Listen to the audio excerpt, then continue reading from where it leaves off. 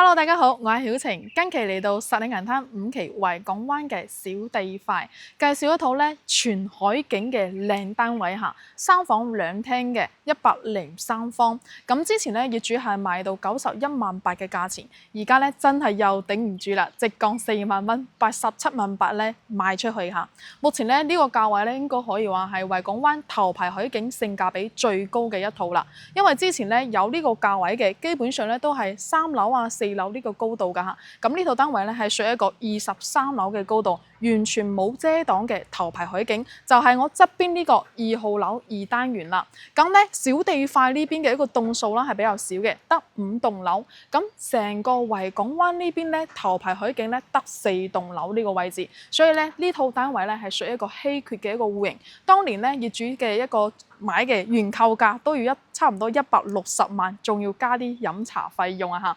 同埋咧呢間單位咧佢嘅保養咧都係非常之唔錯噶啦，配埋我哋嘅家私家電啦，做到拎包入住嘅一個狀態啦。咁我哋維港灣呢邊咧去沙灘係非常方便嘅，一落樓咧就係一個私家沙灘噶啦，同埋咧京橋巴士咧都係一個上落點啦，25蚊啊70分鐘。直達我哋嘅口岸㗎啦，非常方便嘅。樓下咧連住我哋嘅宏昌長沙花園啦，配套全部都係有㗎，超市啦、便利店啦同埋飲食店啦，都係滿足我哋生活嘅需求㗎啦。OK， 而家咧跟住曉晴咧直接上去睇下呢層單位。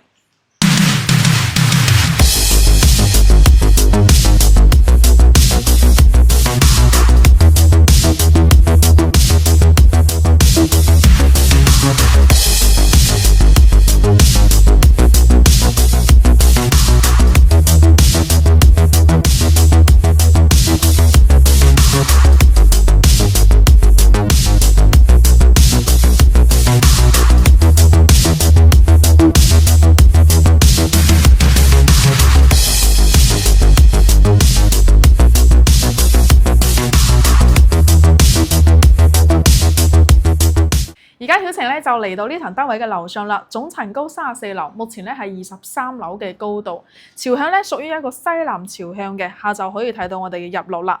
哇！呢邊嘅海景咧真係無敵啊！維港灣咧頭排海景咧得4棟嘅，咁目前咧就喺2棟2單元嘅一個位置啦，可以睇到啦成片嘅海景啦，同埋咧我哋呢個位置咧一落樓。個斑馬線對面咧就係沙灘嘅入口啦，落去咧就係可以游水嘅啦。咁今日咧都係屬於假期過後嘅一個第2日啦，可以睇到啦，下邊嘅一個海水咧係比較乾淨啲嘅啊。咁如果係假期嘅話，就係遊客咧會稍微多少少啦。但係咧實里銀灘呢邊咧，佢有好多個沙灘嘅，有3個沙灘。遊客咧聚集咧，基本上咧都係喺我哋側邊嗰個1期同埋華潤小徑灣嗰邊嘅一個沙灘嚇，嗰邊嘅遊客係比較多嘅。咁我哋維港灣呢邊嘅遊客咧就係比較少啲㗎啦嚇，所以咧就唔使擔心呢邊嘅一個人流嘅一個問題啦。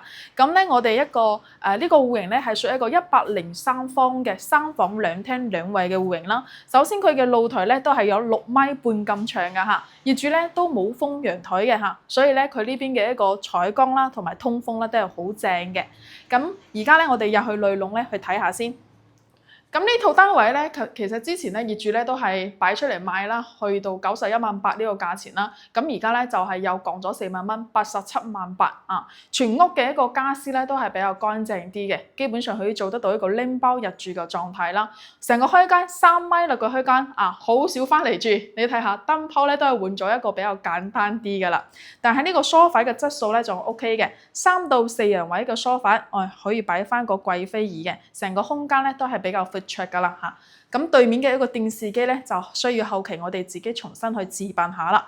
全屋咧都係一個瓷磚地板嚟嘅，仿木紋嘅一個設計啦，同埋牆面咧都係比較乾淨啲嘅，冇咩滲水啊呢啲問題。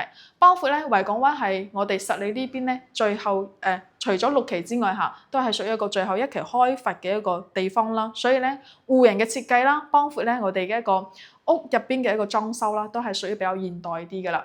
咁嚟到呢個位置咧，係屬於一個餐台嘅位置啦嚇。業主咧都係擺咗比較簡單嘅一個餐台啦，屬於一個摺疊型嘅一個6人位啊，圓台嚟嘅，所以咧到時候屋企人多嘅話都可以拆翻出嚟一齊用啊，比較大啲嘅。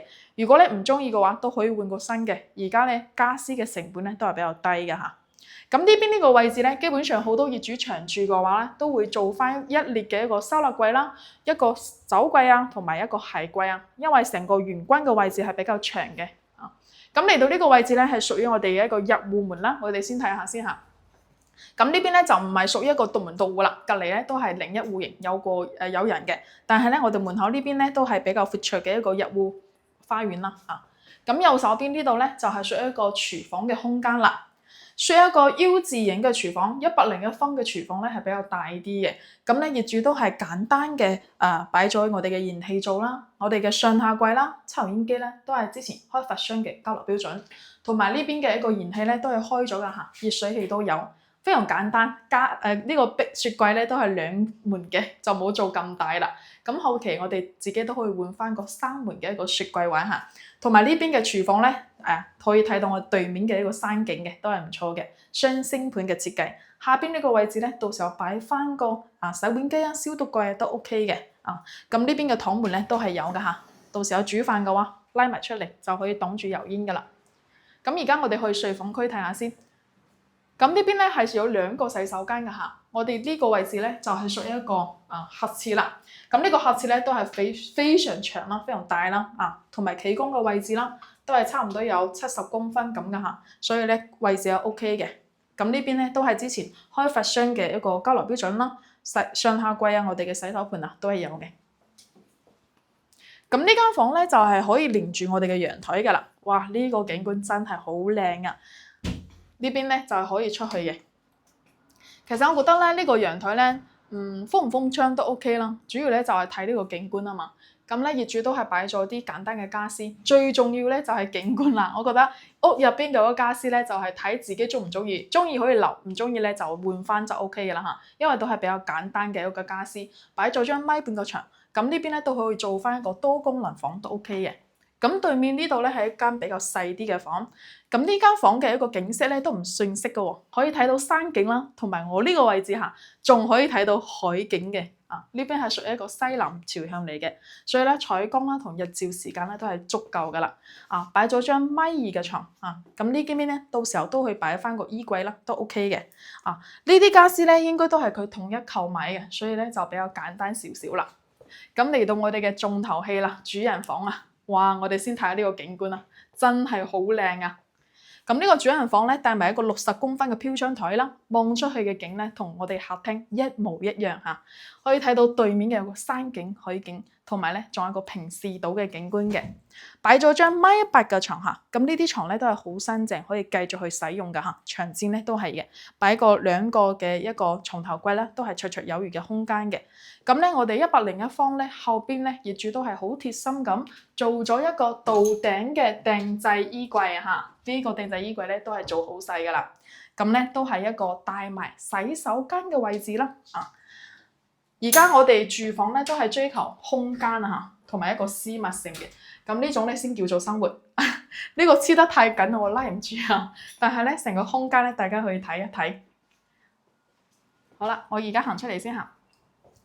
OK，咁咧我哋呢間房咧就曉晴介紹咗啦，我哋攝影師咧俾翻個鏡頭俾大家。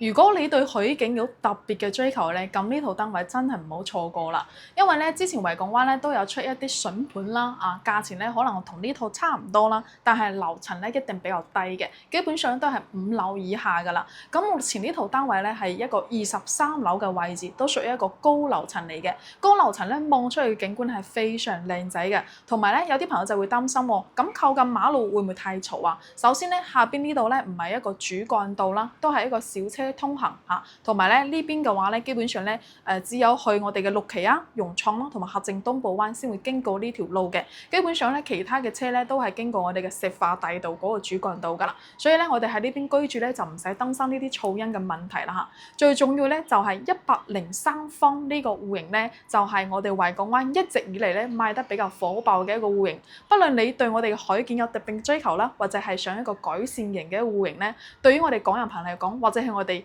我自己嘅需求嚟講咧，我覺得呢個戶型咧真係非常之實用嚇，3房2廳2衛嘅一個戶型啦，一家人嘅話住得非常舒服嘅嚇。